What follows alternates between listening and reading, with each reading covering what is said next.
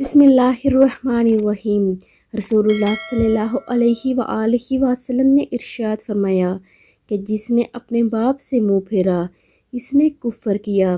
نبی کریم صلی اللہ علیہ وآلہ وسلم نے ارشاد فرمایا ہے، اپنے باپ سے منہ نہ پھیرو، جس نے اپنے باپ سے منہ پھیرا اس نے کفر کیا۔ صحیح بخاری کی حدیث مبارکہ ہے۔ باپ کا احترام کرو تاکہ تمہاری اولاد تمہارا احترام کرے۔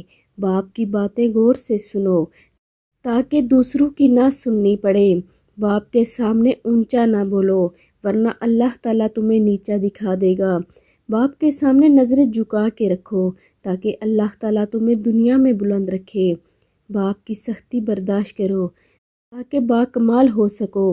باپ کے آنسو تمہارے دکھ سے نہ گریں ورنہ اللہ تعالیٰ تمہیں جنت سے گرا دیں گے۔